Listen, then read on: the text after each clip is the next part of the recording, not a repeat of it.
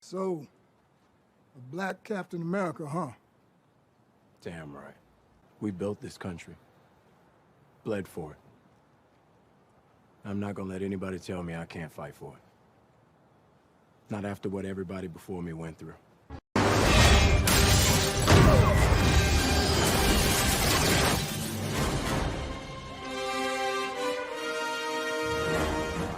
Hey, what is going on, everybody? Hello. How are y'all doing out there? Happy Sunday. Hope you're having a great day today so far. I hope you also had a great weekend. I hope everything went in your favor the exact way that you wanted it to. And if not, hey, at least it's the end of the day almost, and you can start over tomorrow. But no, I hope you got your lunch packed up for today, tomorrow, the whole week. Hopefully you got all your grocery shopping done, cooked, put away. Hopefully your house is clean.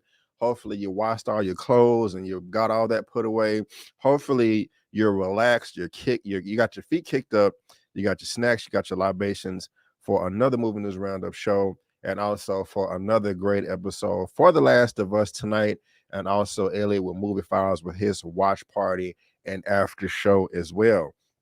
Thank you so much for tuning in. I do appreciate it. See that we have 32 people watching right now, which is wonderful. And I see you guys as you are coming on into the chat. Thank you so much. That really makes me smile. With these 32 people watching, let's see how many people have given me a thumbs up so far. We got 18 thumbs up. That's cool. Can we please go ahead and get to 30? I would really appreciate that.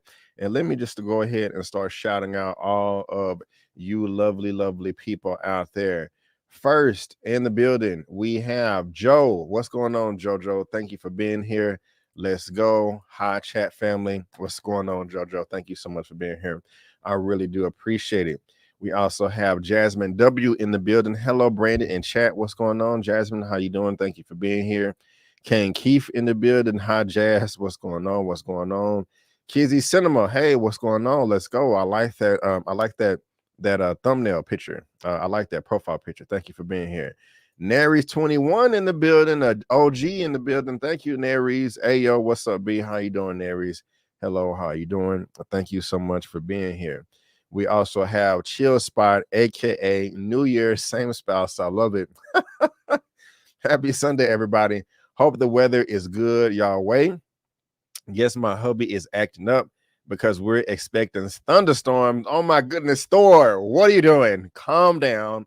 I know you're the god of lightning, but we can't be having, all these thunderstorms everywhere. We're trying to chill, man, and go to sleep and go to bed. Can't be keeping us up with all these thunderstorms. But no, what's up, Chill Spot? Thank you for being here. Kane Keith in the building. I'm never done grocery shopping. I got at least, I go at least every other day.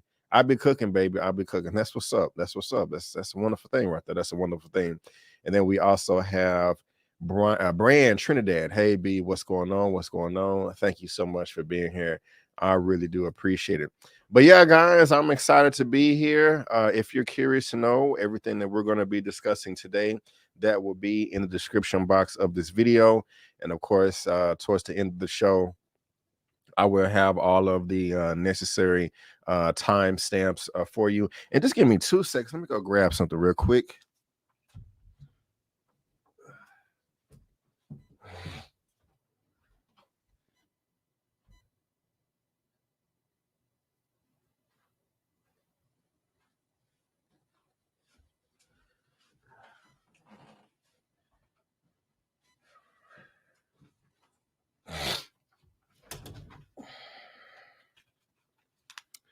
So sorry about that. My allergies was getting to me, so I had to address that real quick. But I'm back. And what's going on, God's child? How you doing? How you doing? Thank you so much for being here.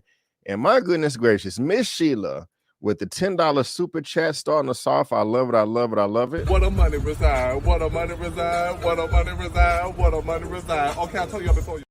Thank you so much, Miss Sheila, for the $10 super chat. Hey, young man, just showing some support for the channel. Thank you so much. I really do appreciate that, Miss Sheila. Excuse me. Keep up the great work. Yes, I'm trying my best to keep up the great work. I got some new developments that are brewing right now, some special projects and all that I'm excited about. Not going to go over the details right now, but a change is coming, and it's a good change. And I cannot wait. I cannot wait for you guys to experience that with me.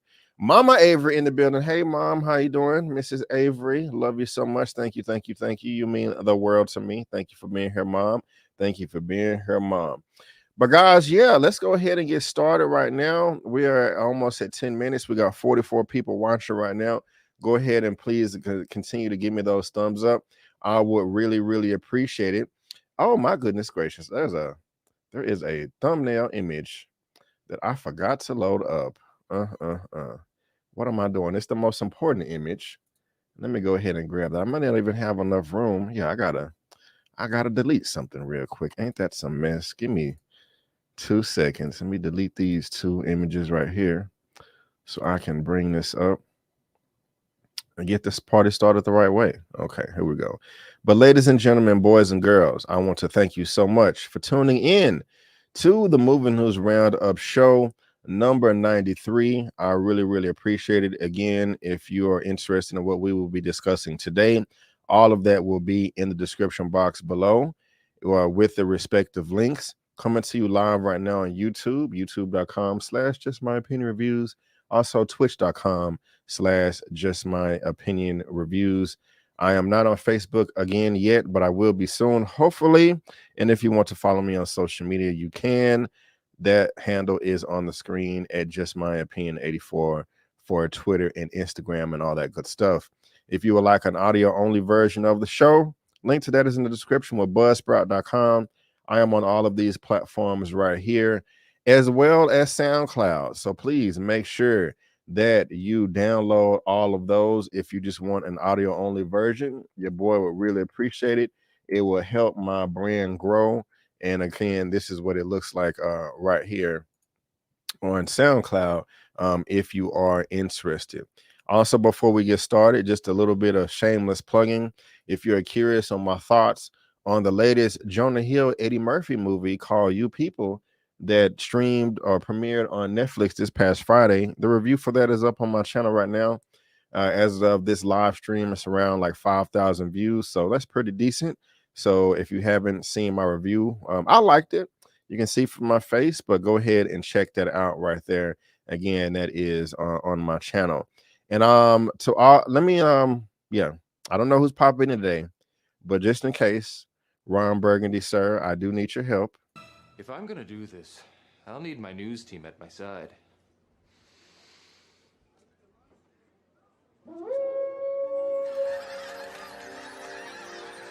News team, assemble!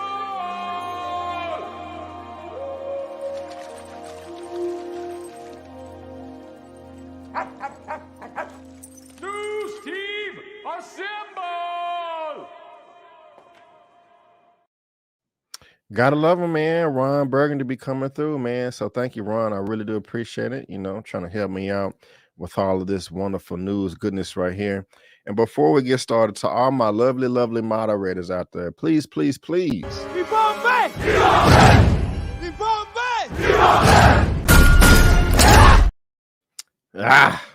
Protect the chat as best as you can. But ladies and gentlemen, boys and girls, let's go ahead and move on over to the first topic of the day. You can see the background. You can see the banner at the bottom of the screen. We're talking about that Avatar, The Way of Water, continues to kill it at the box office, domestically, international, and combined worldwide. This is coming from Deadline. Avatar 2 tops $2.1 billion worldwide. Pathan breaks records for Bollywood. Chinese New Year success makes Hope Spring international box office. Y'all, this is wonderful right here. This is wonderful. Taking Avatar, The Way of Water first, it had already scaled up to be the number 4 highest grossing global release ever through Friday. Through Sunday, the James Cameron science fiction adventure has reached an estimated $2.117 billion. It remains the 4th highest movie on the worldwide chart and should top Cameron's own Titanic in the coming week or so to land at number 3. Although there is an impending Valentine's Day re-release of Titanic afloat, so it could surpass it, and then Titanic is gonna pass it right back. The international box office through today on World of Water is estimated at $1.496 billion after 42.4 million 7th frame in 52 material markets. That was a drop of just 28% from last session. It remains number 4 biggest offshore release ever behind Avatar, Avengers Endgame, and Titanic. Of course, this is good news. Now, in China, the market exited the Chinese New Year period. Avatar, The Way of Water experienced a 46% decrease and now has grossed 237 million.1 in China. So, guys, this is doing dang good. Now, the only question that remains is how much will it make in the end? I have no idea. I have no idea. If we look at the numbers.com, let me just kind of hit refresh real quick. $620 million domestically and $2.1 billion worldwide, 1,496 million internationally. I don't think this number is updated. It may not be updated until tomorrow, but that's still good. I was looking at Box Office Mojo as well, and that's the same thing. Now, if we scroll down here just a little bit, let me hit refresh. Okay, yeah, there we go.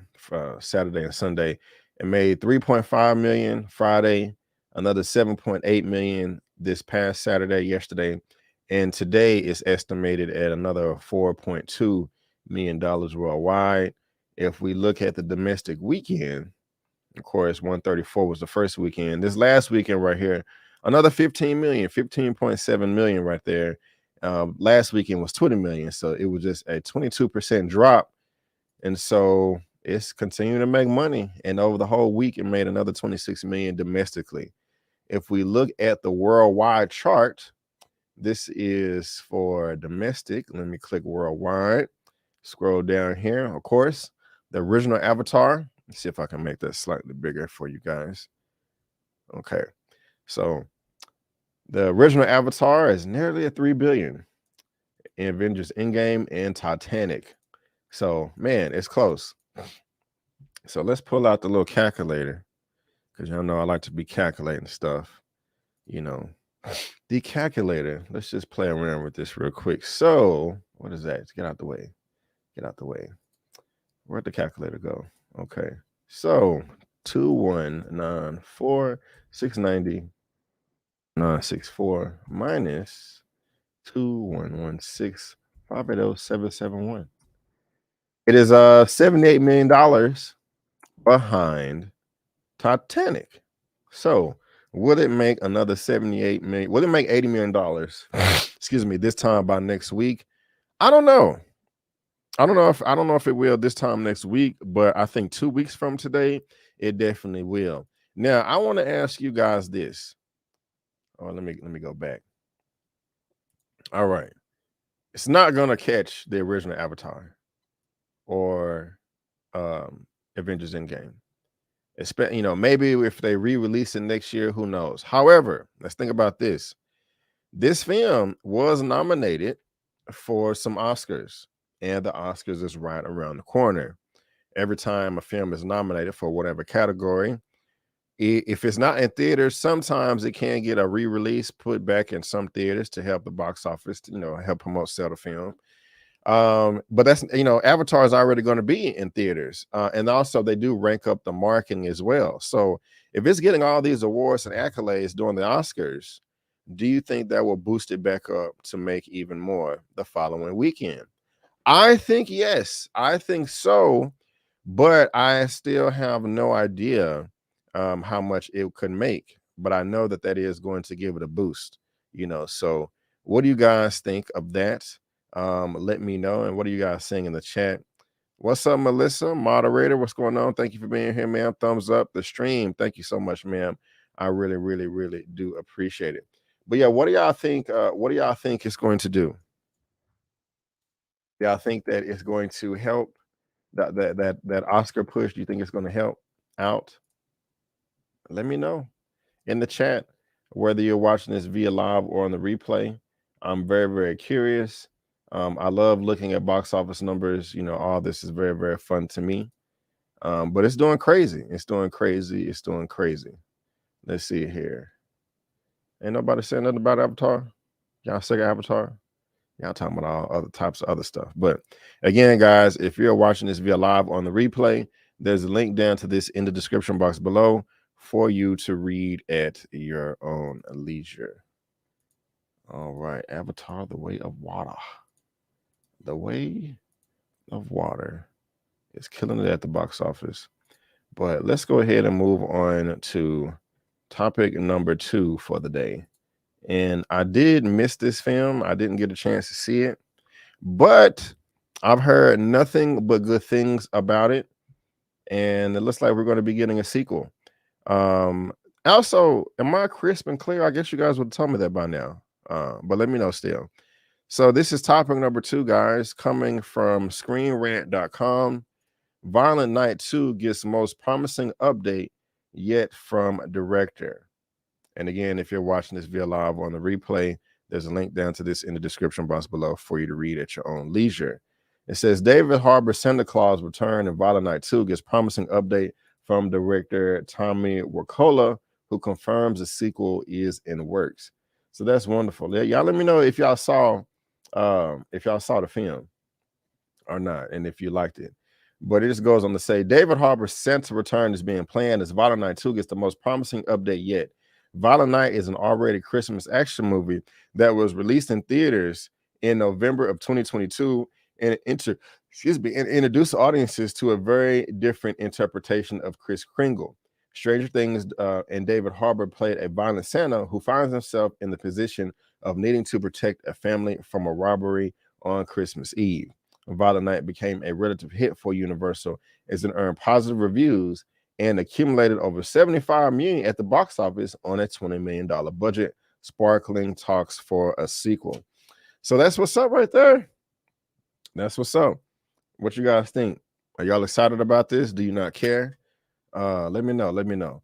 As a part of a new interview with the Rap, director Tommy Wacola confirmed that Violent Night 2 is in development. When asked about the status of the sequel, he said, "Yes, we're talking about it, and we're just making deals and getting everything in order." Wacola confirmed that the Violent Night sequel will once again be written by Pat Casey and Josh Miller. He also noted that they will take their time to develop the scripts. I cannot talk. He also noted that they will take their time to develop the sequel script before jumping into production, which could partially be the result to Harbor's busy upcoming schedule, filming Stranger Things Season 5 and Thunderbolts. The director went on to tease some possible directions for Violent Night 2's story could go. There's stuff we left on the floor, like the North Pole, Mrs. Claus, the elves. But story-wise, I think we have a really, really cool idea that expands on the world and scope, but still keeping that tone that we love from the first one. That sounds good to me. The confirmation that Violent Night 2 is happening comes after the first movie helped set up more adventures for David Harbour Santa. And if you go on a read, I haven't seen the film, and slight spoiler, but they say that he had to protect the family and that the sequel could possibly be like the Homeland, could be him trying to defend the North Pole. And so that sounds quite interesting right there.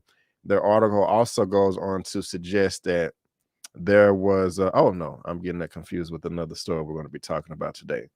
But the potential for the North Pole to be the primary setting of Violent Night 2 would allow the sequel to flip the script on the first movie, as I just stated. Instead of David Harbour Santa saving a family from a home invasion, he could be tasked with protecting his home at the North Pole. This would allow Mrs. Claus, the elves, and possibly even other mythical legends to join Violent Night 2. Since the sequel is going to take its time moving through development, hopefully the writers and the Wacola find a creative way to continue the franchise. And that source is coming from the Rap. I do like this. Also in the article, it talks about how Santa gets his powers in the film. The more people that believe in Christmas, the more powerful he becomes. So I think that's pretty cool. I wanted to see this movie when it was making its rounds in theaters last year. But it just, I got busy doing other things and didn't get a chance to see it. But everybody that did see it said nothing but good things. I've heard, they all loved it, So what do you think? Kane Keith, you never heard of Violent Night? This guy, right, David Harbour. See if I got a picture of it. Yeah, this film right here. I really wanted to see it. It looked good. I just missed it. And so, yeah, apparently Santa Claus beat up, drunk, bloody, sledgehammer. Hey, I'm here for it. But what else do you guys saying about this? I'm clear. Thank you so much. I've never heard of Violent Night. Yeah, apparently it's really good. I like David Harbour, but no. Oh no, you don't want it? That's too bad, Melissa. That's too bad. Have you seen the first one? Let me know. Let me know if you've seen the first one. And if you, or did you see it and you didn't like it? That's why, you don't want a part 2 or a sequel. Now, let's see here. It made money, as the article suggested. It had a $20 million production budget. And what is 3 times that? $60 million. And it made 75 worldwide. So, of course, it's profitable, at least if it's 3 times the budget. And so you're going to warrant a sequel. And it had good ratings at Rotten Tomatoes. 201 reviews from the critics, 73%, and over 1,000 verified audience members. They gave it 88. So the audience loved it. The critics liked it a lot. It wasn't that expensive. Made money. Why not make a sequel? I'm here for it. I will be checking it out when it does come, but I gotta watch the first one first. But again, guys, if you're watching this via live on the replay, There is a link down to this article in the description box below for you to read at your own leisure. And let me know what y'all think of that right there. But let's go ahead and move on to topic number 3. Topic number 3, but real quick, no, it just didn't sound appealing to me, but I've been wrong before. I didn't realize it got such a good rating, but he is really an engaging actor. Right on, he is. I'm late to the party with David Harbour. Of course, he's in Stranger Things. I'm caught up on that, but I binged like the first 4 seasons last year, towards the end of last year or last summer, and it was really good. It was really good. But there you go, guys. Let me know. In 1 second.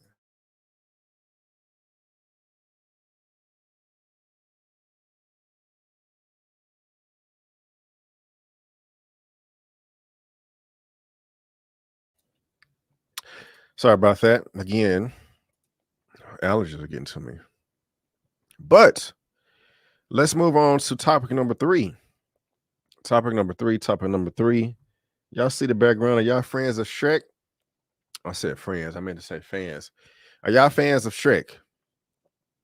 Looks like we may be getting more. And that's crazy because I haven't even seen the SHREK movies. I've only seen the first one. I haven't seen SHREK 2, 3, or 4. I've only seen Puss in Boots, the first one. I haven't seen the second one.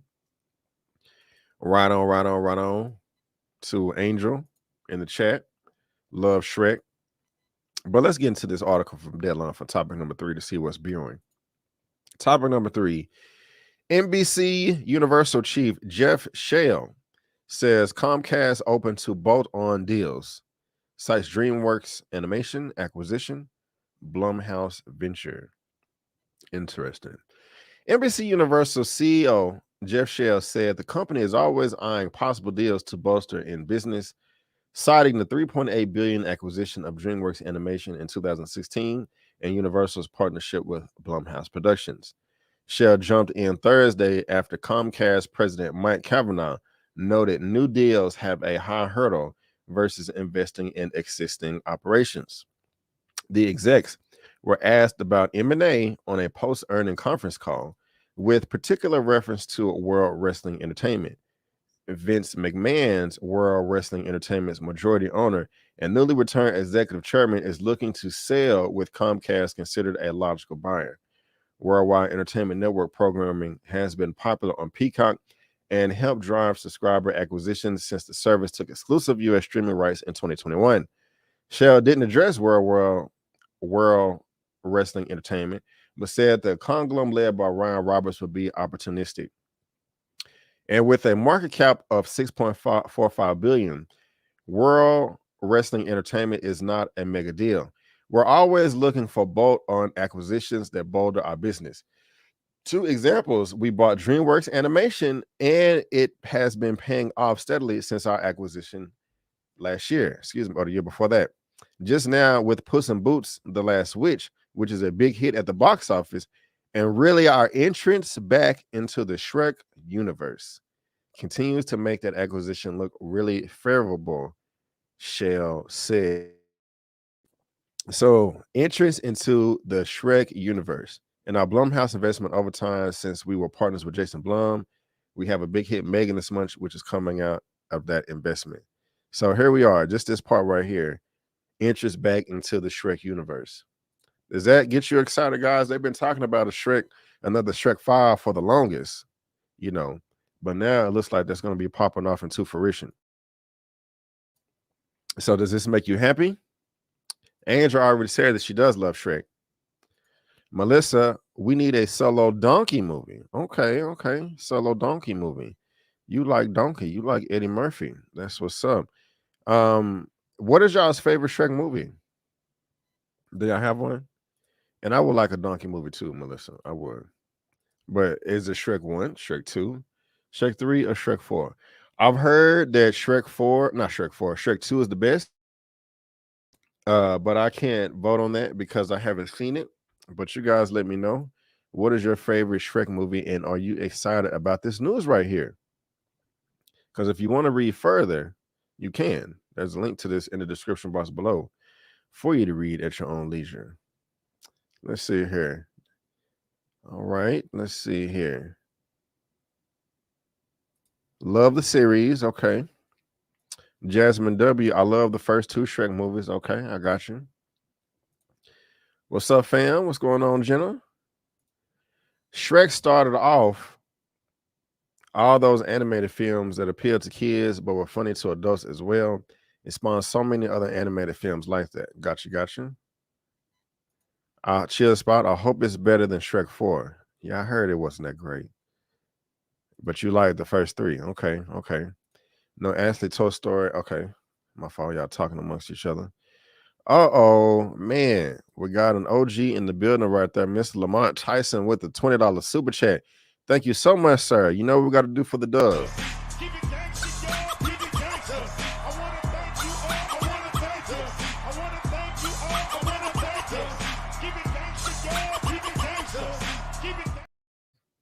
Thank you so much, Lamont, the stock market master genius. My brother, I really do appreciate it.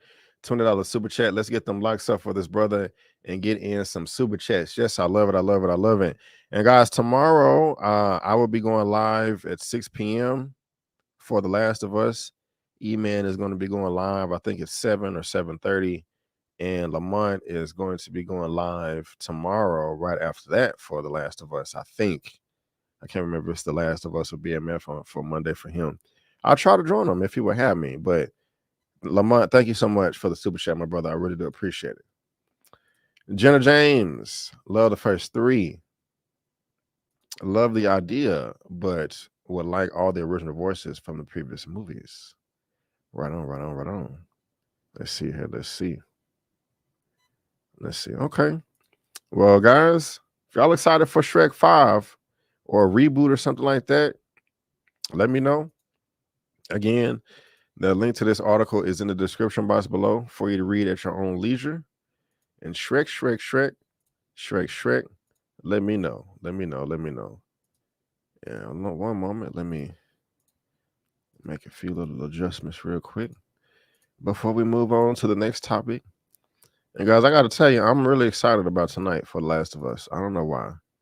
I just think it's going to be deliciously good. You know what I'm saying? Like real good. But here we go. So what is topic number 4? We got some Marvel. Yeah, let me go ahead and just be extra real quick. Let's be extra.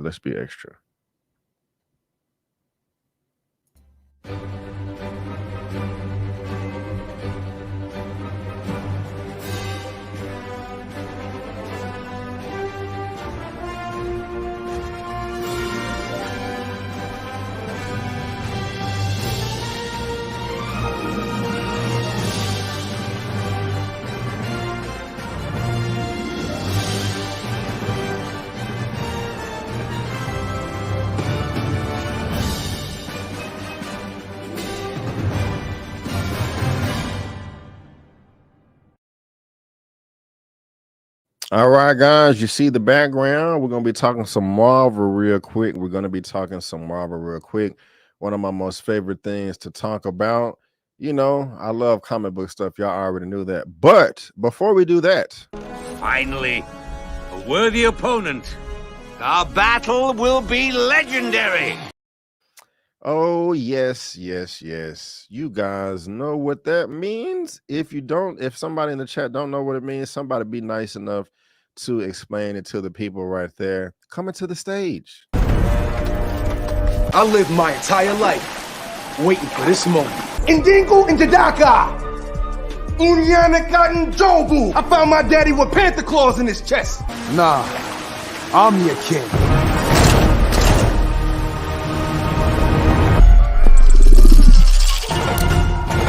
Come on. Yes. Guys, welcome to the stage. It is Larry with today, I feel like the rightful ruler of Wakanda. What's going on, sir? How you doing, sir? Oh, man, I'm always good, man. I'm good. I love that intro, man. That intro always gets me going.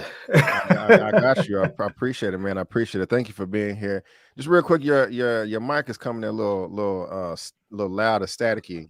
It is. All right, hold on. Let me make a quick wait. adjustment. You're I'll good be now. right You're back. good. I'm good now. Yeah, you're good. You're good. I don't know what you just did, but it fixed it. It fixed it. But Okay. thank you for being here, man. I appreciate you. Yeah, man. How's your day so far? It's been pretty good. I've just been, trying to work on this. I'm trying to get my website back up and running. It got hacked a while back and it hasn't been up for a long time. So I'm going to move it from GoDaddy to Squarespace. So I've just been trying to work on it and get it up and running. So it's a process. Well, good luck with that, man. It sounds quite complicated, but good luck with that. But ladies and gentlemen, boys and girls, if this is your first time here, y'all don't know Larry, you should. But this is Larry with Today I Feel Like. If you love what this gentleman has to say, you can follow him on social media. There's his handle on the screen. His information is also in the description box below of this video. And like always, you can find this brother's info on my channel tab right there in that top row with Today I Feel Like. Help this young man get to 60,000 subscribers. And your girl Melissa loves your background, Larry. She loves your background. Larry be coming with the background. So I had to rock the pink and green today, for my sorrows out there. So already. But Larry, let's go ahead, man, and get to this fourth topic of the day. Talking about this Marvel and superhero fatigue, possibly. Well, words from Kevin Feige. This is coming from the direct.com. Marvel boss Kevin Feige responds to superhero fatigue concerns. Larry, do you think there's a superhero fatigue coming and brewing? I mean, how you feel about that off top? I don't think there's superhero fatigue. What I think there is formula fatigue. I think people get tired of these formulaic type films. We understand that there is going to be a hero and a villain. It's going to have the same formula. The hero has to decide to take the journey. Then he takes the journey. And then he almost fails at the journey. And at the last minute, he succeeds at the journey. We all know the formula. It works. It's proven. But when you start to look at some of the other superhero shows that have come out that have gotten people really excited, movies or TV shows like The Boys and Invincible, I mean, when you see how excited and geeked up people get for that, you see there's not superhero fatigue, there's formula fatigue, because those shows are breaking the formula. Those shows are saying, look, we have superheroes and other people that are not the average type. They're not perfect. Even if you look at something like Deadpool, you have fanatical support for Deadpool because he's not the average superhero. Right on. Well, let's see what Mr. Kevin Feige had to say specifically about this. Scrolling down, Marvel and superhero fatigue. While guesting on the Movie Business podcast, Marvel Studios' Kevin Feige talked about how the Hollywood giant navigates creating the MCU's various phases and how he feels regarding superhero fatigue. When asked how Marvel Studios decides on what their phases will be, Feige was quick to point out the 80-plus years of Marvel comic history as their guide. Each of our sagas are broken into phases, and we now find ourselves on the precipice of phase 2 of the multiverse saga. And there are two ways to do it. One, we look at an overarching narrative, always using comics and the 80-plus years of Marvel comic history as our guide of what general long-term story we want to do. But really, it comes down to each individual film or series and what type of genre we want to do. As for the question of superhero fatigue, it's something that people were asking since his second year at Marvel. I've been in Marvel Studios for 22 years now. Over 22 years, and most of us here at Marvel Studios have been around a decade or longer together. And from probably my second year at Marvel, people were asking, well, how long is this going to last? Is this fad of comic book movies going to end? And I didn't really understand the question, because to me, it was like saying after Gone with the Wind, well, how many more movies can be made off of novels? Do you think the audience was sour on movies being adapted from books? So Feige continued on just talking more. Well, you would never ask that because there is an inherent understanding among most people that a book can be anything. A novel can have any type of story whatsoever. So it all depends on what story you're translating. Non-comic readers don't understand it's the same thing in comics. There are 80 years of the most interesting, emotional, groundbreaking stories that have been told in the Marvel comics, and it is our great privilege to be able to take what we have and adapt them. He went on more, but another way to do that is adapting them into different genres and what types of movies we want to make. And I, from sitting at USC, probably semester 2, before your screenwriting class, Jason is sitting in cinema 101 and being exposed to so many different types of film that I said, I want to make all of these. I don't want to just make one kind of movie. I want to make all kinds of movies. And I found that if we tell the story right and we adapt them in a way that the audience will still knock on wood so far, it's following us along 22 years later. With that, we can tell any types of movies that share two things: the Marvel Studios logo above title and the seed of an idea from our publishing history. I like that answer right there, Larry. He nailed it, in my opinion. Yeah, just like Melissa said, he nailed it. And that's funny because he been there for 22 years, like you said. People been asking the same question, mostly the haters, just after 2 years, just how long is it going to last? Is it going to fail? Blah, blah, blah. Guardians of the Galaxy is going to be Marvel's first flop, But yeah, after reading that, man, I agree with him. I like his, commentary on that. My thing is, they have a whole encyclopedia. You can just tell the story of every character in the book, and they won't get old. So I think they can tell stories for the next 50 years without rebooting it. But what do you think about all that? I think part of the challenge that they're still having to fight and overcome nowadays is that people still think of comic books as like kids literature. And oftentimes when kids are young and they're new readers, oftentimes they read sort of comic style books or comic books in some cases. And so oftentimes when people start to graduate into more, to more sophisticated literature, as some people may refer to it, they start to read it. They get into chapter books and novels and all kinds of stuff. They have the whole YA genre, and people leave comic books behind oftentimes at a young age. But what people often don't realize is that those comic books, the people who are writing comics, they start writing for people who are very young, and then they move on, just like anything else. They move on from little kids to preteens, to teenagers, to with the whole YA crowd. Then you have the young adults and area to younger adults, and then older adults. They have every single type of comic book for every demographic that's out there. And you don't have to stop reading comics and experiencing comics and loving comics just because you get older. But a lot of people don't recognize that. And so when they think about comic book movies, they think of children's movies. They think of stuff that's for kids.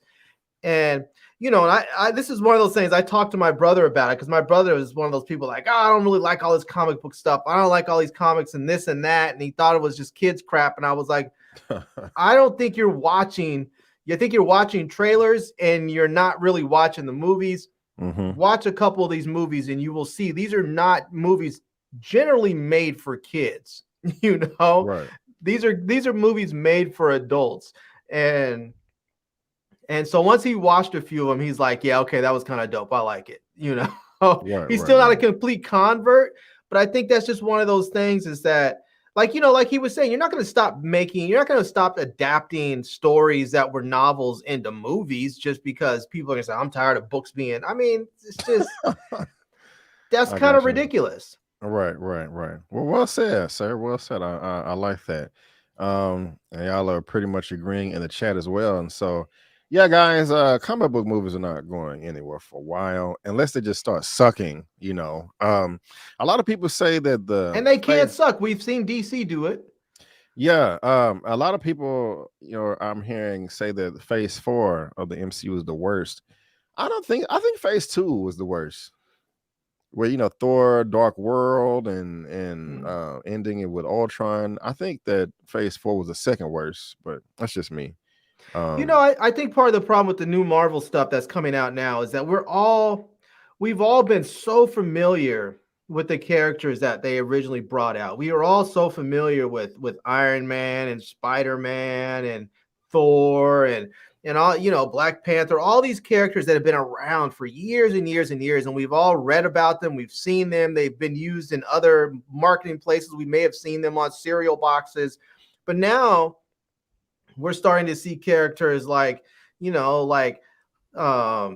Marvel, and She-Hulk and these other characters that are not as popular or as known in the broader society, the broader, just sphere. And I think we have to get to know these characters. And I think once we get to know them, it's easier to love them or hate them. Either way, as long as you get an emotional response from your audience, it doesn't matter if they love them or hate them, you know. Yeah. But I think that just takes time to build that, to get to establish that relationship with the characters. I agree. Those are your final thoughts. Yeah. Sorry, man. No. Probably took all your thoughts. No. You good. I just wanted to make sure. You're good. But guys, if you're if you're watching this via live on the replay, there's a link to this down in the description box below for you to read at your own leisure, and let us know, because we read the comments and we enjoy them and want to engage and just get your thoughts and how you feeling and all that good stuff. What's funny is Ken Keefe is saying Miss Marvel can stay in deep space and it was a whack movie. But Miss Marvel's one of those things that it was very popular. People like it. There's and when you look at Miss Marvel, or was it Miss wait, what was the one they just did the TV show? She-Hulk? No, not the one not her, the one before that with the Muslim girl. Oh, Miss Marvel. Yeah, Miss Marvel. That's the one I was saying. Yeah. I think Ken Keefe was thinking about Captain Marvel. But Miss Marvel was like the most popular show they've had out. If I'm not mistaken, that was like one of the most popular Disney Plus shows they've had. They're hitting a key demographic right there with these young, with a young teenage demographic. I mean, you may not like it.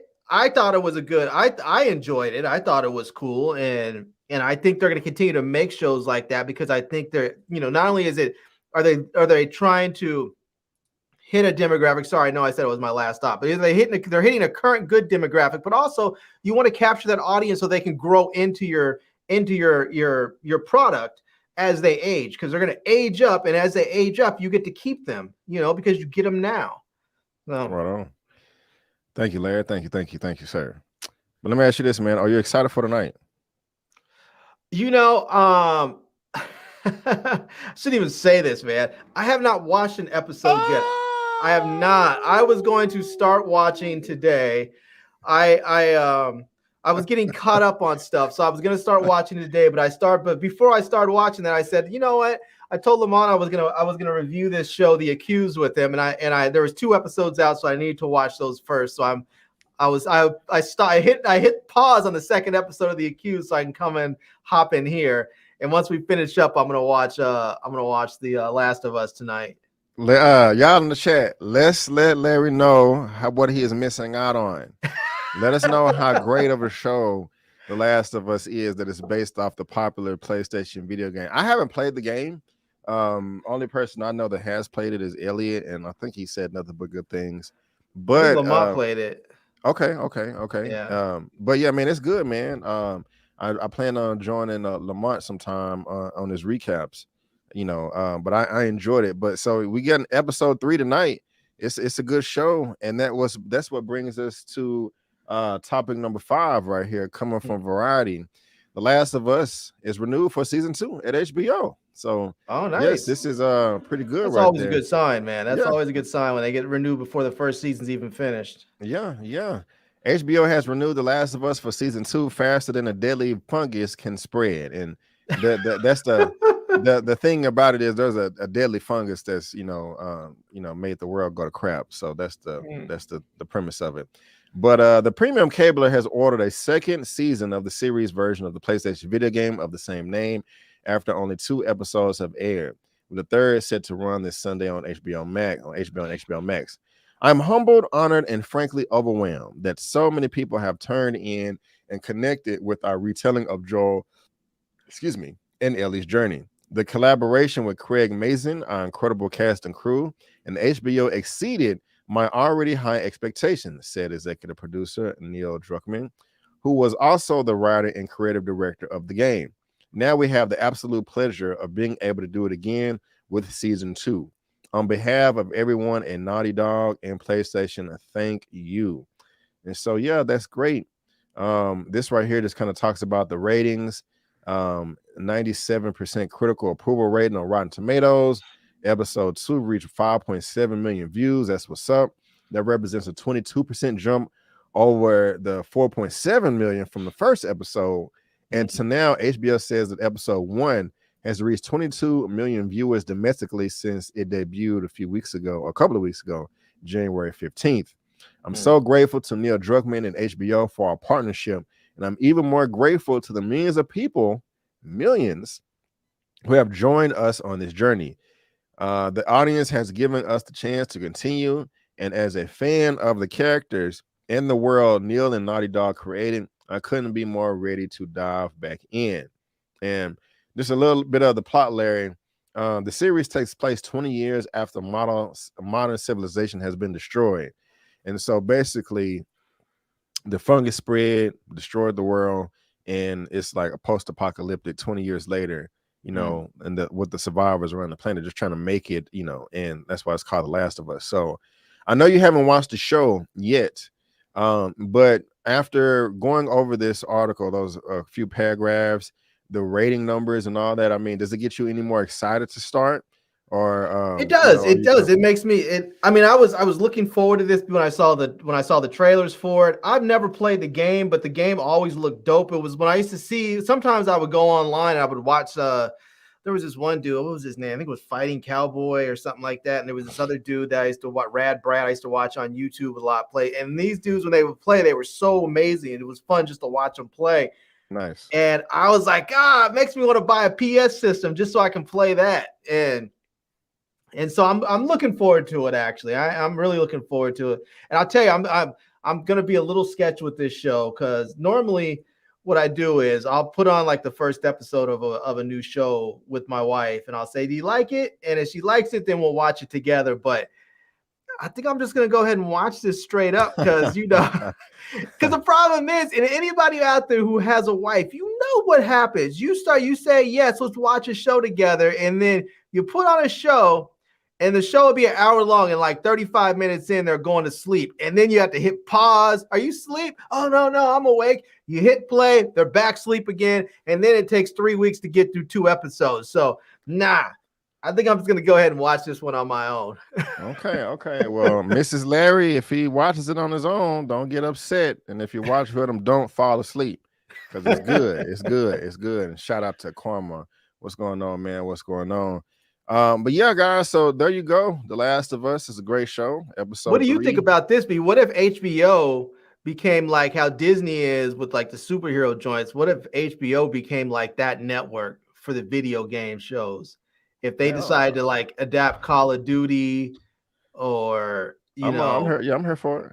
That would be dope because there's some really, really great stories out there in video games that if you're not a gamer, I mean, I know some people aren't really gamers, they don't play, but there's some great stories out there in these video games that you're missing out on. So I'm here for it. Yeah, I'm here for it. Let's do it. But guys, Last of Us renewed for season 2. Link to this is in the description box below for you to read at your own leisure. And let us know what you think. If you're excited about this, if you don't really care, if you not watching the show, but our commentary and the news and all that does get you excited. If you're not watching, you're missing out, and I don't want you to miss out. I want you to win and enjoy the show like we all are. But let's move on to topic number 6, Larry. This is more Marvel news right here. I don't know how I feel about this. I'm on the fence, but we can definitely talk about it. Something like this was coming. Did you see No Way Home, the last Spider-Man I saw movie? it. But I mean, as soon as you saw all those Spider-Mans back together, you knew something like this was coming. Yeah. I don't know if I'm ready for it, but this is what topic is this? This is topic number 6 right here, coming from Variety again. It says Tobey Maguire, the original Spider-Man in modern time, said finally, when asked to reprise Spider-Man and wants to do a 5th movie, why wouldn't I? Excuse me, I don't blame him. Spider-Man No Way Home brought Tobey Maguire back to the web-slinger role for the first time in 15 years. Maguire always intended to return for a fourth Spider-Man movie after 2007 divisive Spider-Man 3, but creative differences between the director Sam Raimi and Sony Pictures prevented him from coming to do so. No Way Home finally gave Maguire his 4th Spider-Man movie, and he says in the upcoming new book, Spider-Man No Way Home, the official movie special, that he's more than eager to return for a 5th movie. When they called initially, I was like, finally, Maguire said in return via Marvel. I got the call. Hold on, this advertisement is annoying as hell. I'm trying to find the X. Oh, well. Okay, I'm sorry, guys. I got the call, and I was immediately open about coming to do this. Not without nerves, What will this movie look like, and what will the experience be? But to get to show up with beautiful, talented, creative people and play together is just like, yes, it's fun and exciting. I love these films, and I love the different series, Maguire continued. If these guys called me and said, would you show up tonight and hang out and goof around, or would you show up to do this movie or read a scene or do a Spider-Man thing, it would be a yes, because why wouldn't I want to do that? Sony has yet to announce any concrete plans for its next live-action Spider-Man. It will surely star Tom Holland, who played the superhero in Marvel Cinematic Universe, yada, yada, yada. Whether or not the multiverse allows Maguire and Andrew Garfield to come back remains to be seen, considering No Way Home grossed $1.9 billion at the worldwide box office, so anything is possible. And just real quick, he also went on to say, the suit can definitely be a challenge at times when you've got to get into the full thing, he added, but then once you're comfortable, there's something fun about it. As an actor, it helps when you get into your costume. You begin to feel it more, embody it more. You start to feel pretty home and pretty swiftly. Larry, what do you think about this in this commentary? Do you want him to come back as Spider-Man, or you happy with our new Tom Holland Spider-Man? How you feel? I mean, when they brought them all back, I knew they were bringing. I knew it's just a matter of time before they start bringing these dudes back. To be perfectly honest with you, man, and I said this before, I'm kind of done with new Spider-Man movies until we get a Miles Morales joint. Now, I don't know if Sony doesn't have the rights to Miles Morales or something, if that's the holdup, but it's like they do. Yeah. Then we should get a live action one. I mean, at some point we should. I thought that No Way Home would have been the perfect opportunity to introduce him in there, but I mean, at some point we should get a live action Miles Morales, and to keep on with the same stories that or the same sort of rehashing what they've done, the new origin, have a new origin story with a new person, and then bring back the old guy. I mean, I'm gonna watch it because I like Spider-Man, but they could do better, and they should do better. Well, how you feel about Tobey though? I mean, do you want? He's all right. I like Tom Holland better.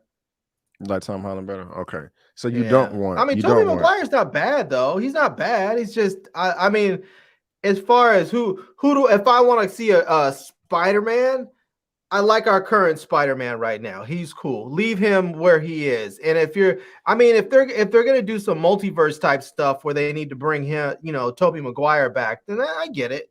I get it. Right. If that's what it is, but I don't want him to come back and like replace Tom Holland for like a whole movie. Right. I don't want that either. I really did enjoy Tobey Maguire as Spider-Man. I thought he was fantastic. I thought the first film was okay. I thought it was pretty good. The second Spider-Man film with Otto Octavius was still one of the top best comic book movies ever. This scene right here on the train, that fight scene was amazing. And I did enjoy him coming back in No Way Home last year or the year before that, with it grossing $1.9 billion. But I do like the Tom Holland Spider-Man. I don't want all of these Spider-Mans, floating around at one time.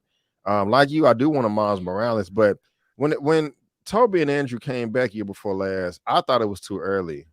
Of course, I want to see a multiverse Spider-Man film. Of course, why wouldn't I? But for it to be the third film in the franchise, I just thought they're blowing their load too early. Like I don't know. I just that was a bummer to me.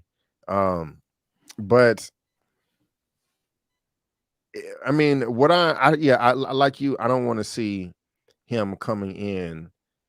I mean, it would have to be his own universe and things like that, but I just don't want it to get in the way of the Tom Holland Spider-Man and them developing that. But if they had just endless bring back resources, Kirsten Dunst too, who knows? If they had infinite resources and time, energy, and money, and they could just do it all simultaneously and it not ruin anything, sure, why not? But we got to be realistic. We can't be having 7 Spider-Man movies coming all out at one time. And I do want him. I do want to see him again in the Spider-Man movie, just not right now. Not right now. I know he's older.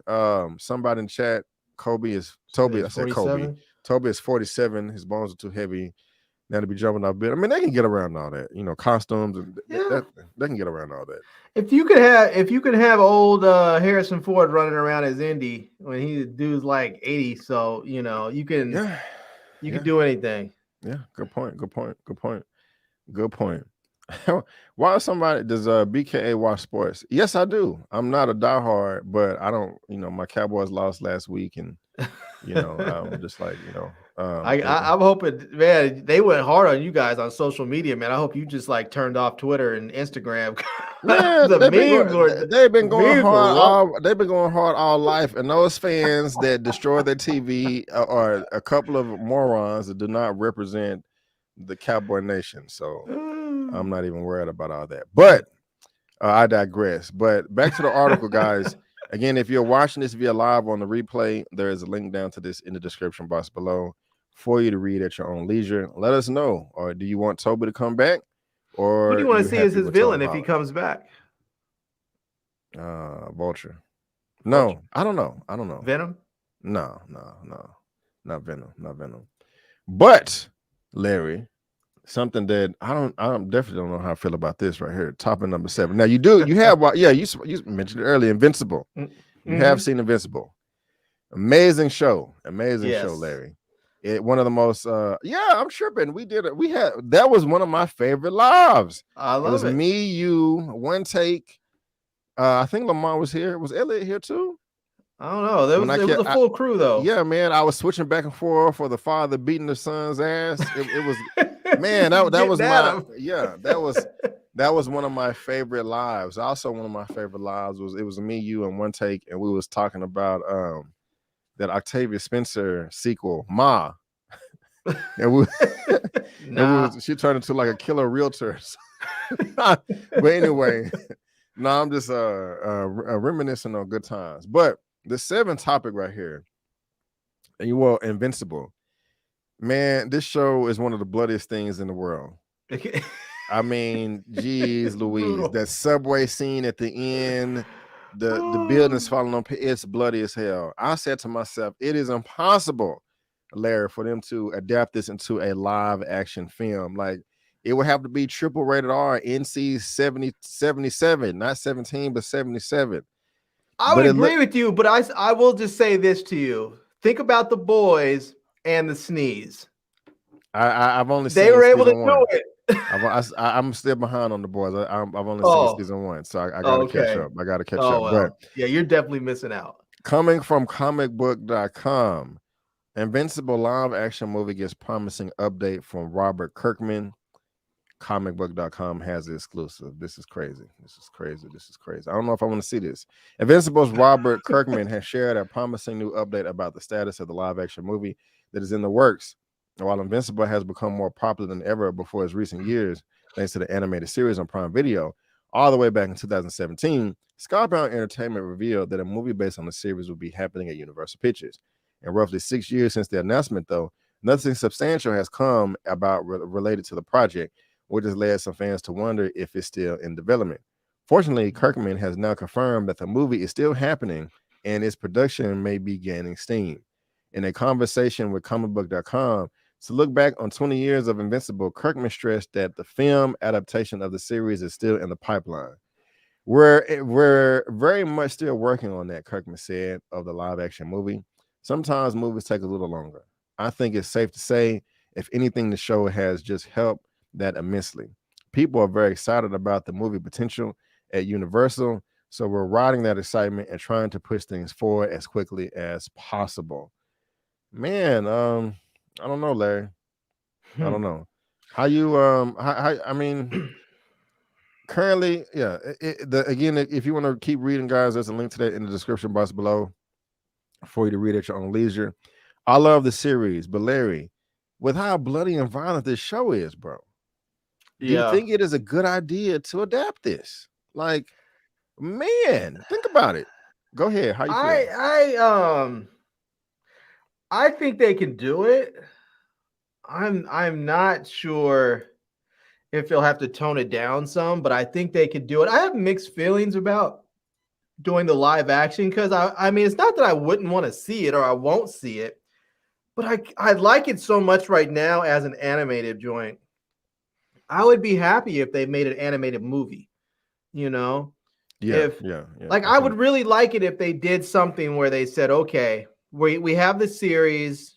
The series is going to run 10 episodes or whatever it's going to run. And then at the end of that series, you know, maybe you have a lead to the end of the series where there's sort of a cliffhanger.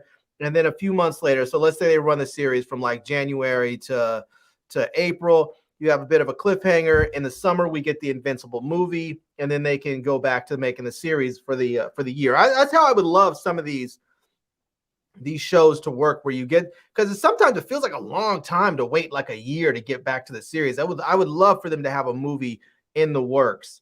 And then at the end of the movie, you have a cliffhanger again that leads into the next season of the show. So I'm okay with it if they do a live action, if they do it right. But I have mixed feelings about it. I would be just as happy if they just gave us an animated movie. Yeah, me too. You know, hike up the budget a little bit more. I think that would be badass. I just don't know, man. If I could watch Invincible live act, that's crazy. That's crazy to me. It's gonna be bloody. It's gonna be blood. And you know, the part of it is, I think that's gonna be challenging to get this done, is that so much of this has to do with teenagers. And when you have that much blood and gore and violence with teenagers, especially in today's climate with all the school shootings and all the terribleness, there's going to be a lot of people that are not going to be okay with that. Yeah, I got you, man. I don't blame you. Nobody, a lot of people are not going to be cool with that. Thank you, Melissa. Everyone, please make sure you thumbs up the video. Thank you. But yeah, that's crazy, man. So I don't see how it can work. But again, guys, let me know how you feel about this. And again, there's a link down to this in the description box below for you to read at your own leisure. I'll tell you, I doubt sometimes if things can work, but then I'm also sometimes pleasantly surprised. People have some really amazing creative minds that can get stuff done, and you're like, whoa, I didn't even think of that, and you're just completely blown away when you see it happen. So I mean, I like the stories so far. I like the characters. I like the stories. So, you know, maybe it translates. I mean, I have no idea. I wonder at some point, I'm sure that the studio executives, when this was pitched originally, someone probably said, this is probably better animated. And then they said, okay.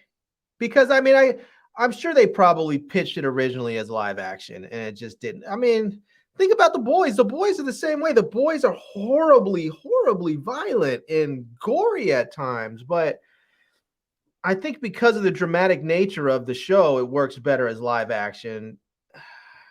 I think they may have to make Invincible a little bit more serious, and if they're going to make it live action than what it currently is. You're muted, B. Have you seen Till? Season 2? No, Till, the movie Till. Oh, Till. No, I have not. I have not seen it. It's on my list. Yeah. Keep it on there. It's pretty good, man. It's pretty good. That's going to bring us to topic number 8. Now, I did review this on my channel. If you guys want to go check that out, feel free. A very emotional review. And we are in Oscar season right now. And unfortunately, Larry, the film may not be getting the recognition that I feel it deserves, and many others, especially the director. And I don't blame her. It is a fantastic film, in my opinion. It is not any torture porn or anything like that. You know, I know a lot of Black people want to stay away from that, and I don't blame them. But Danielle Deadwyler did an amazing performance. But like I said, unfortunately, she's just, in my opinion, not necessarily getting the best recognition that she deserves. This is topic number 8 right now, coming from the Hollywood Reporter. Till director highlights unabashed misogyny towards Black women after Oscars snub. Again, guys, if you're watching this video live on the replay, there's a link. down to this in the description box below for you to read at your own leisure. Lead actress Danielle Deadwater famously missed out on a nomination many experts predicted she received for her starring role as Mamie Till Mobley in the film about her request for justice in the wake of the murder of her son Emmett Till. This is the director right here, Shinoe Chukwu, if I'm pronouncing that correctly. Till writer director called out unabashed misogyny towards Black women after she didn't get the nomination. She says on Instagram, on social media, "We live in a world and work in industries that are so aggressively committed to upholding whiteness and perpetuating. Thank you. I don't know why I can't say that today. And unabashed misogyny towards Black women." Chukwu wrote on part of Instagram this past Tuesday. She still tried to find her own happiness in the Oscars disappointment. "I am forever in gratitude for the greatest lesson of my life. Regardless of any challenges or obstacles, I will always have the power to cultivate my own joy. And it is this joy that will continue to be one of my greatest forms of resistance," Chukwu wrote. Her comments accompanied a picture of the director with the civil rights activist Myrlie Evers-Williams, who is one of the number of real-life figures portrayed in the film about Till Mobley's quest for justice in the wake of her son's abduction and murder. When speaking with the Hollywood Reporter, the writer recalled a meeting with producers Whoopi Goldberg and Barbara Broccoli. When I told them that this had to be centered in Mamie's emotional point of view, and she needed to be the protagonist, and we needed to follow her specific journey, they said that's what they wanted to, and we started from there, she said. This was not a trauma porn film that some said it would be. Writer producer Kevin Buchamp told THR at this film's New York Film Festival premiere, "We were very careful in crafting the story of Mamie Till Mobley to make sure that the story is told with dignity and respect." And guys, it really was. And so for those who are hesitant to see it, I understand in some cases why, but it's very important to understand that if we forget our past, history will repeat itself. And when Emmett Till's mother made the decision to have an open casket funeral so that the world could see her son, it was a pivotal moment that galvanized the American civil rights movement. When we talked about Till, we have to remember that Emmett was still the catalyst that sparked the American civil rights movement. And so if you want to go ahead and read any further, you can. That's in the description box below. But this is what the sister's Instagram posts look like on social media. Now, before I pass to you, Larry, I will say this. I feel that the film and her performance of Danielle Deadwater should have been nominated. I cannot come to any conclusions and say that she should win the Oscar. The reason why I can't say that is I have not seen all of the films that were nominated for Best Lead Actress. Now, I have that right here for Variety. These are the 2023 Oscar-nominated films, for Best Lead Actress. We have Cate Blanchett with Tar, Ana de Armas with Blonde, Andrea Riseborough to Leslie, Michelle Williams, The Fablesman, and Michelle Yeoh, Everything Everywhere All at Once. I haven't seen all four of these. I plan on seeing them before the Oscars. I do, but I haven't seen them all. I haven't seen these four. I have seen this one, and she was light years better than Michelle Yeoh in this film right here. Not saying that Michelle Yeoh's performance was bad, but it was much better. My thing is this: while I can't come to any conclusions on who should win, because like I said, I haven't seen these. You only have 5 nominations right here, man. They could have made 6 or 7 and given her the nomination. So that really, I feel some type of way about that. However, I also have to throw into the pot that they may not have people in the Academy, the thousands of members just may not have seen the film. Just like I haven't seen, I'm not in the Academy myself, but even while I haven't seen these, it could be the case that they didn't see Till, I'm sorry, but Tar and it didn't resonate with me. It didn't interest me. So Till may not have registered with all these people that didn't nominate it. So I'm trying to be fair in my commentary, but it's still crazy. She did such an amazing job. It's just like, how did she not get nominated? How do you feel about all that, man? Let us know. I mean, I can understand her being upset, but she didn't follow the formula that Hollywood likes for black people when we get nominated. That's just what it is. It wasn't she wasn't playing some horribly corrupt black criminal or something. She wasn't playing some gay thug. She wasn't playing a magic Negro. She wasn't playing a slave. And so she didn't play the part that she needed to play to get that nomination. I mean, I hate to say it, but that's just really what it is. If you want, it's become so much of a joke that comedians have made jokes about what those categories are that you need to. People have made movies and poked fun at them. I think the Wayans brothers did something where they poked fun at some of those categories. But if you want to win, then there's certain things that there's certain roles you can play and other ones that you can't. I mean, you can play them, you just don't expect the nominations, Yeah. And as far as getting the film nominated, for director or something, I feel like oftentimes some of those for best director, sometimes I feel like they nominate for the actual film, but sometimes I feel like they nominate almost as they're nominating the body of work of the director, because it feels like you can have a director that directs a great piece of work, but if it's their debut film or they've only done a couple of them, high profile films, they're not getting nominated. Even if it was great, they'll get a snub. It seems like it's not until you've had a good body of work and then you have that big breakthrough that people say, oh, this is an Oscar film, that you get nominated. So, I'm not surprised. She could be upset. I would be upset too if I made this great piece of work and it wasn't being acknowledged in the way that I wanted it to, but Yeah.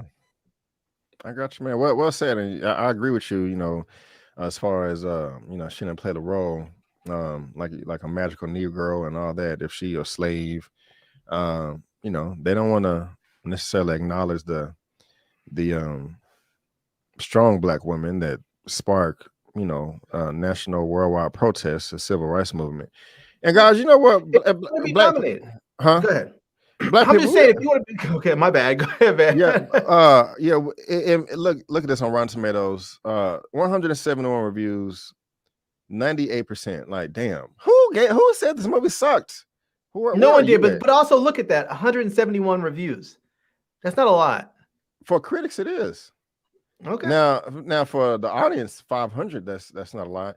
And I was gonna say, black people, come on, we got to do better. This movie, where's it at? Till cost $20 million to make, right? Look how much it made at the box office. Really? Yeah. Damn. Big loser. It lost money, man. A lot. And it wasn't expensive. It wasn't expensive. I mean, but that movie came out. People, you have to remember though, people are still not like, I don't think the movie, maybe they are. Maybe the movies are back at full capacity though. I know a lot of people are basically just like, I'll wait till it hits DVD or wait till it hits, streaming, especially with some of these windows that are way shorter, especially for movies like Teal. You're not gonna have to wait 6 months or 9 months to see a movie like that. Now you can wait 30, 45 days and you can see it. And for a lot of people who are going to be interested in that type of movie, people a little bit older, I don't see 20-year-olds, 19-year-olds that are rushing to the movie to go see Teal. So people like me who might want to see it, we have stuff to do in our life. I can blink and it's 45 days later, So, am I rushing to the theater to go see that? Nah, that might have been a movie. Not to dog it, but that might have been a movie that would have been better off going to Netflix or something and having like a real hard push on Netflix where they could have put it on there as one of their featured originals and had everybody excited to see it on day one. Yeah. Good comment, Ken Keith. Angela Bassett is nominated and she played the queen. True. Supported actress, not lead. This movie was super duper popular last year. It's fiction, and she also died. So it's I don't know. Sometimes don't want to come to any conclusions, but they'll throw you like a little bone or something. But good observation. I don't even think she. I'm not saying she didn't deserve. deserve that nomination, bro. But Angela Bassett, I feel like that's another one of those nominations. It's more like they're nominating her body of work in there. I doesn't feel like she should have got nominated for that particular role. Well, it's not that she shouldn't have been nominated probably a half dozen times in her career, but that nomination feels like a body of work nomination. I halfway agree with you, but I also have to consider. Melissa agrees with you. I agree, Larry. I halfway agree with you, but also we got to remember, Larry, you crapped on this movie. I'll still crap on it. I'm not even trying not to bring it up because I'll still crap on it. Right, it's kind of biased. Yeah, let's not do that. But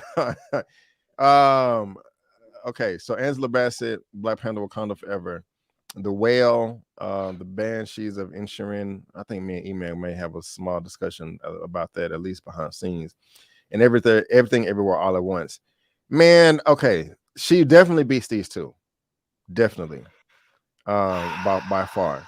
Because I have seen this. I don't know, man. Wait. Curtis was so good. You saw Everything Everywhere All at Once. I love that movie, man. I loved everything about it. You thought that Jamie Lee Curtis was better than Angela Bassett? Really? I mean, if that's how you feel, that's cool. I'm just asking. I tell you, I mean, I thought Angela Bassett was one of the best things about Wakanda Forever, and I didn't think she was that great in that. I didn't think she was that great. I thought, I mean. Okay. I would have much rather her had a much bigger role in that movie. I thought the death scene was just whack. I was underwhelmed in its entirety. I wanted to be surprised, and I wasn't. I was disappointed. Not that Angela Bassett. It's sort of like talking about Angela Bassett's performance. It's kind of like talking about Denzel's performances. Are we ever going to get a bad one from him? No, never. But it doesn't mean that it deserves a nomination. Good point. I don't know, man. I don't know. No pressure. Let's all make an effort to see as many of these films as possible, so we can possibly have some Oscar powwow in the next month. I don't know. We'll see. Throw it up in the air. But going back to Teal, again, I feel that it should have won, or not won, but at least been nominated. I feel the director's frustration on this. You guys let us know how you feel and if you've seen the movie. Also, somebody else made a comment that I forgot to post that I do agree with. Let me make another quick point about Teal too, though.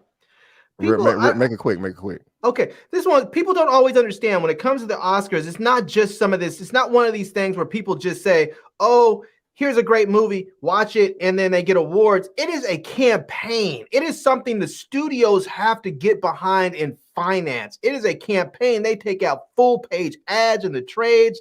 They are out there hustling. You have the actors doing the talk show circuits. It is a campaign to get these films, these awards. And the studios are not going to push these films and spend the money for these films to get nominated when they don't even break even. When their budget's $20 million and they only gross $9 million, they don't want to put any more money behind a stinker. Now, and today, what I was going to say, the comment I found, to be honest, Jenna James, I didn't know about it until you brought it up, Beavery. So I'm pretty sure that the marketing for Teal was trash. I honestly didn't pay for it. I saw it for free early, and so yeah, it just sucks that this movie made $9 million. But let us know what you think, guys. Again, this is in the description box below for you to read at your own leisure. We got one topic left, Larry. Got a trailer reaction. All right. I am excited about this. I haven't seen it yet. Do you know what movie we're talking about? I do not. You do not? Why don't you? I'm teasing.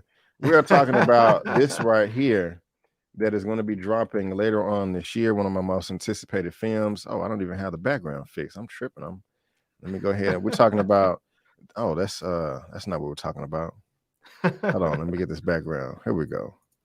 We are talking about this Shazam: Fury of the Gods. The trailer dropped earlier this week, and like I said, I haven't seen it, but this is one of my most anticipated films.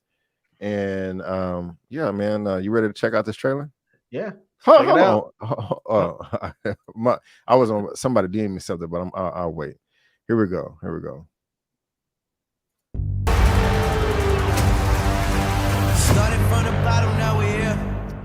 All right. Looks fun to me. Larry, what And you the think, nomination for the best trailer goes to DC again, but the movie probably will be whack.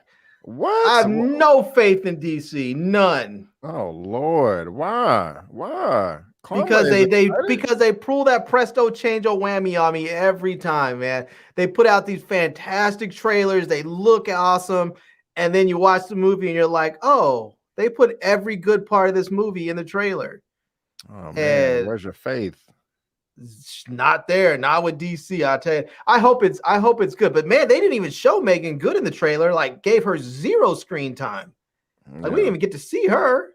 Yeah, I can't wait to see her in the movie because she is quite nice on the eyes. But that did look fun.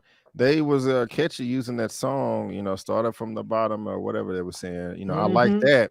That was cool. And it just seems simple, powers. Okay, give me the power back. Powers. The kids took the powers. We need the powers back. Okay. We just seeing people fly around and punch each other and blast each other. I'm cool with that. What I did like about the trailer is I hope they address this, that this man is still a child on the inside. He's not that experienced as a hero. So he doesn't have that much wisdom and responsibility for collateral damage. I mean, there was a dragon in the sky and he tackled it into the side of a building. I wonder how many people he killed there. That part was funny when he said when he was talking about Khaleesi at that point. Yeah. I hope he learns that lesson. But one thing that I really can't get excited about this movie is I don't know how much weight it's gonna hold because James Gunn, the new CEO, and him and Peter Safran we don't know exactly when they're gonna be rebooting, or is like, I don't know. This may mean nothing. The movie may come out. It may be good, but if they may be starting over, and so, excuse me, it may not hold any weight. We're just gonna have to see. Now I did enjoy the first Shazam movie a lot. I really did.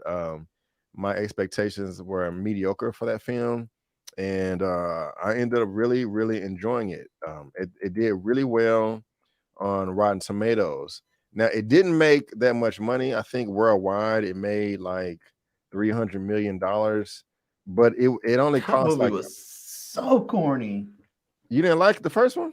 No, I thought it was so corny. Well, that's kind of how the character. 418 reviews, 90%, 82% for the audience over 10,000. That's what's up right there. Let me see how much money it made. Man, so you just didn't like it, the first one? No, it was like it should have been. It should have been. I mean, I get it. They were kids. They were trying to keep it lighthearted, but they made it too silly. Oh, I like the silliness, but it's all good. I like silliness too. I get down with silliness, but it was a little too. It was too. But it was too silly. I'm fucking with you.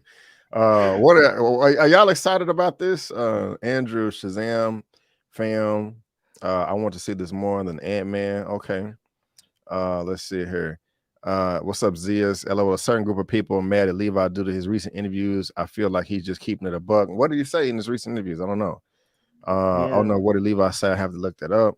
Who's Levi? He's Shazam. Levi Shazam. I can't wait for this movie. Let's see here. I'll watch the film, but I'm very weary of the villains. Honestly, should have been Black Adam or Mr. Mind fighting them in this. I don't know who that is. I will say this. I will give Hollywood props on this as far as actually, people there's for a long time they've talked about how women have like an expiration date in Hollywood. It's like even I think it was on Amy Schumer. She even did a skit about it with a True Magic Negro. Yes. Damn. Come on, man. Why they got him looking like this? He looks like Jesus. He looks. I forgot. I was watching. He looks like Jesus. Part I don't know, like in the trailer. And Jaiman can act. He is a good performer to me, but come on. I'm not feeling it. I'm not feeling it. I mean, dress. Yeah, man, they could just do a better job, in my opinion, with all that right there. Come on, that's. I mean, not a magic. Why is that? Yeah. Well, how you feel about that, bro? Like, I mean, I feel like they need to start bringing some more characters in from the from DC. Throw Black Adam up in there. Maybe have what's his name make an appearance. What's the dude's name? Peacekeeper. Have him come through and make an appearance. And bring some other people in there. The only person I feel like we see consistently that makes appearances in various DC movies is Amanda Waller. And I mean, it's cool. I like seeing her, but I mean, bring some other characters to help out or to mess things up. I don't know.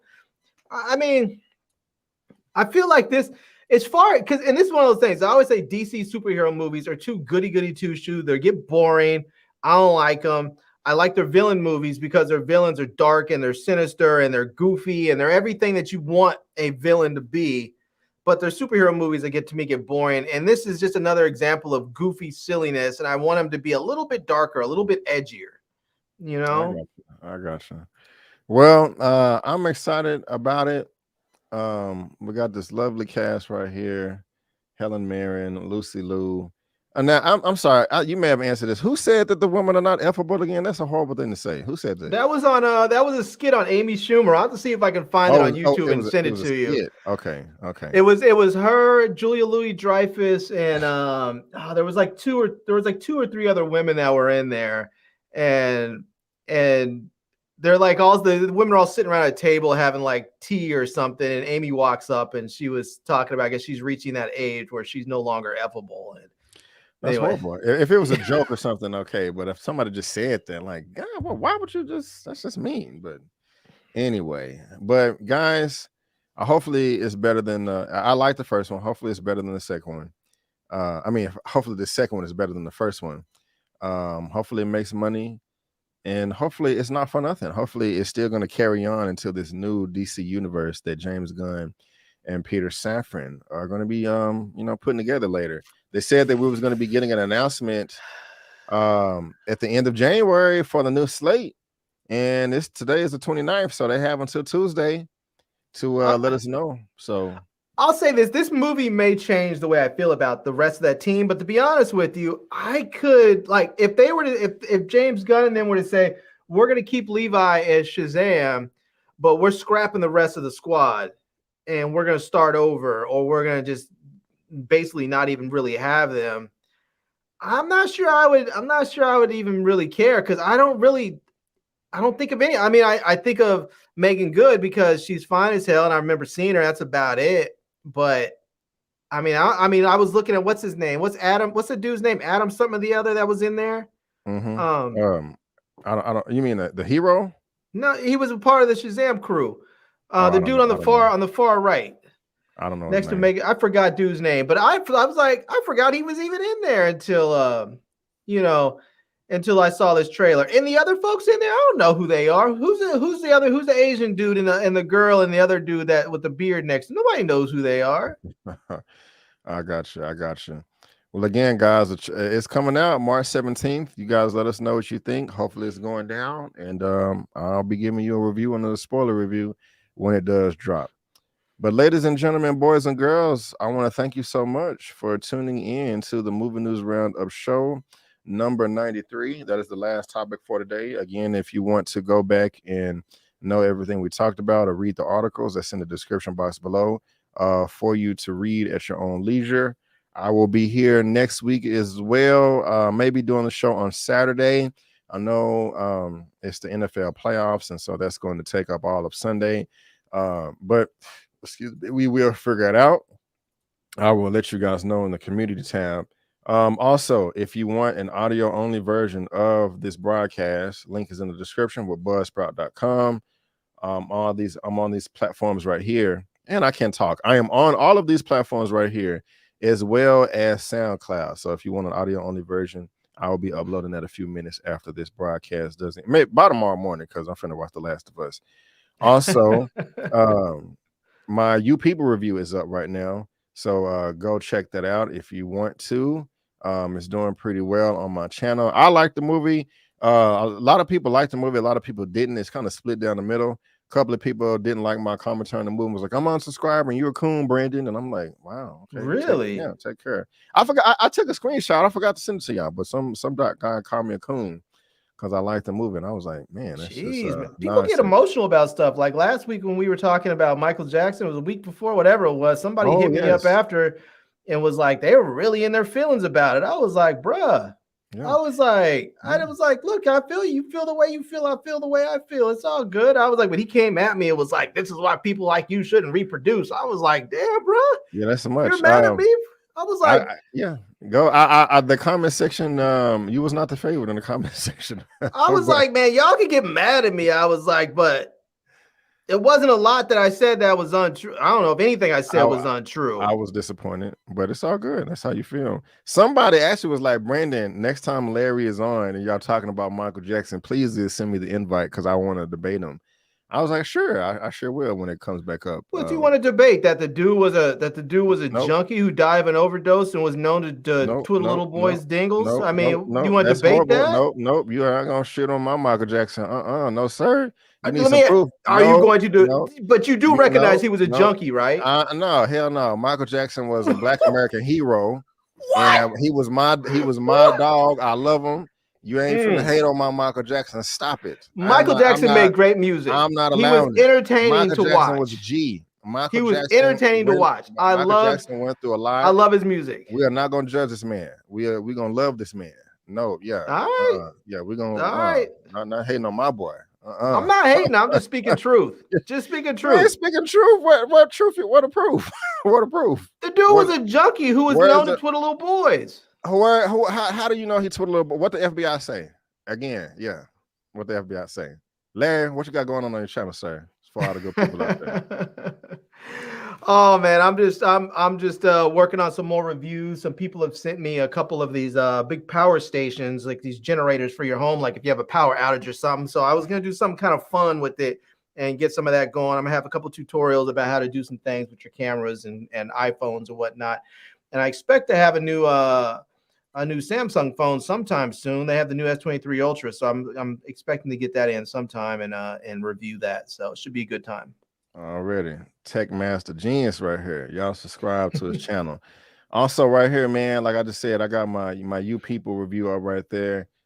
Just past 5K reviews. I don't got nothing else going on my channel. I mean, I talked about House Party and then I got 53,000. So that'll work right there. Yeah, that's all I got right now. I cannot tomorrow I will be going live for The Last of Us. 6:00 p.m. CST, and so you guys checked it out. Eman will be going live at 7, and I think Lamont will be going live at 8. So you get back to, and Elliot's going live tonight or right now. Is he live yet? Let me click the button. No, he is not yet, but he will be pretty soon. So we're gonna move on. Damn, how many backs? We gotta I'm trying to get there. So yes, this is gonna be popping off in 60 seconds. So I'm ending it. Let's get out. So y'all, let's head on over to Elia's channel for this watch party for The Last of Us. Let's love Michael Jackson. And again, before you go, don't forget that I'm B. Avery. That's Larry. That's just our opinion. Peace out, and we'll see you next time.